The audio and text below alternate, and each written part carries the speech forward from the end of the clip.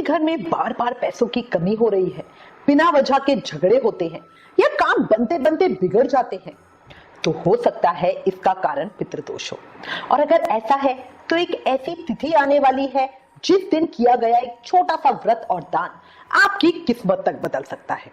लेकिन ध्यान रखना, इस दिन सही तरीके से किया गया व्रत ही आपका पितृदोष से मुक्ति दिला सकता है। साथ ही इस दिन 5 गलतियां ऐसी हैं जो अगर आपने गलती से भी कर दी तो आपका पूरा पुण्य शून्य हो सकता है। तो आज की इस वीडियो में हम जानेंगे वैशाख अमावस्या का व्रत कैसे करें, व्रत के क्या नियम है, क्या खाएं क्या ना खाएं। बहुत सारी जानकारी एक ही वीडियो में मिलेगी, इसलिए प्लीज वीडियो लास्ट तक जरूर देखना। देखिए, वैशाख महीना भगवान विष्णु को सबसे प्रिय माना गया है और इस पर वैशाख अमावस्या भक्तों को कई गुना अधिक फल देने वाली होगी। अमावस्या तिथि के स्वामी पितर होते हैं। इस दिन किया गया तर्पण, दान, पूजा, व्रत, पाठ सीधे आपके पितरों तक पहुंचता है और उनकी मुक्ति होती है, उनकी तृप्ति होती है और इसीलिए उनके आशीर्वाद से आपके घर में सुख समृद्धि आती है, धन की कमी दूर होती है और जीवन की बाधाएं खत्म होती है। क्या आपने कभी सोचा है अमावस्या का मतलब क्या है? अमा यानी पास, वस्या यानी रहना, यानी इस दिन पितृलोक धरती के सबसे करीब होता है, इसलिए इस दिन की गई पूजा का असर सबसे ज्यादा होता है। 2026 में वैशाख अमावस्या 17 अप्रैल दिन शुक्रवार को मनाई जाएगी। सूर्योदय से पूरे दिन की अमावस्या तिथि है, तुरंत फल देने वाली है। इस दिन व्रत, स्नान और दान का विशेष महत्व है। अब सबसे बड़ा सवाल, अमावस्या का व्रत क्यों रखें?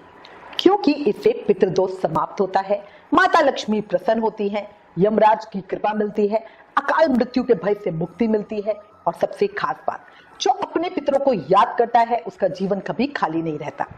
वैशाख मास में स्नान व्रत किया जाता है, पर जो साधक पूरे महीने का वैशाख व्रत नहीं कर पाते उन्हें वैशाख की मुख्य तिथियों पर व्रत जरूर ही करना चाहिए। और वैशाख अमावस्या बहुत ही मुख्य तिथि है, इसलिए इस दिन सभी व्रत जरूर करें।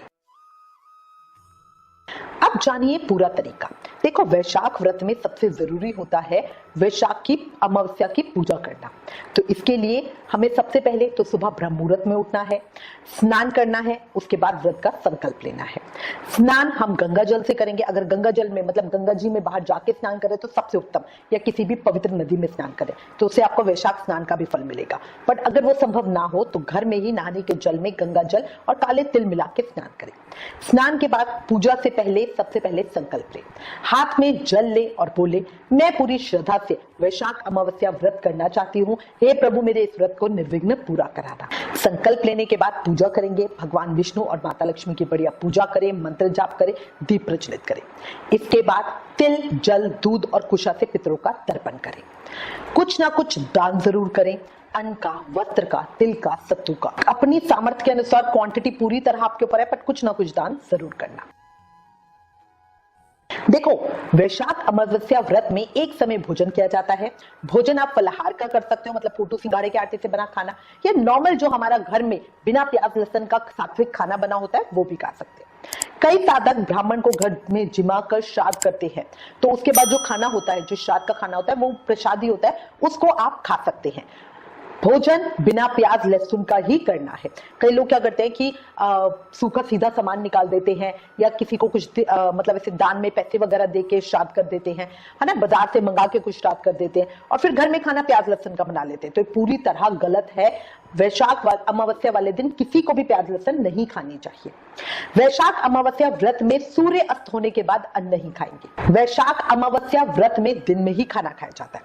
अच्छा, जो ये नियम है ये और अमावस्या व्रत में लागू नहीं होते। वैसे हम अमावस्या व्रत में शाम की पूजा के बाद, शाम को जब हम आकाश में पितरों के निमित्त दीपदान कर देते हैं उसके बाद अपने व्रत को खोलते हैं।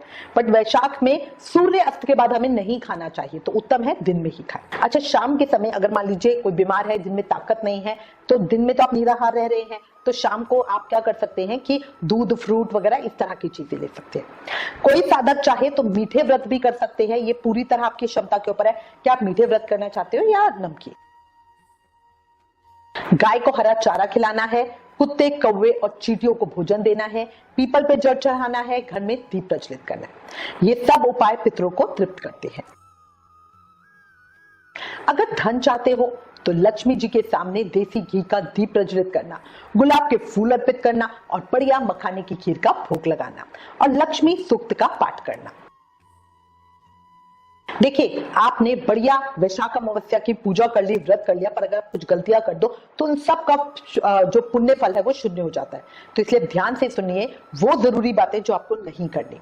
इस दिन काले कपड़े नहीं पहनने, मांस मदिरा से दूर रहना है, झगड़ा नहीं करना, बाल खुले नहीं रखने, किसी को उधार नहीं देना और सबसे जरूरी बात ब्रह्मचर्य का पालन करना है। किसी सुनसान जगह पे नहीं जाना, शमशान में नहीं जाना, दक्षिण की यात्रा नहीं करनी। सिर्फ व्रत शरीर का होता है, ये मन की ताकत बढ़ाता है।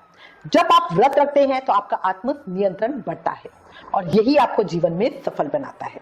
तो अपने मूल को पहचानो, इससे ही जीवन आगे बढ़ेगा। पितरों का आशीर्वाद जिस पर हो उसका हर सपना पूरा होगा।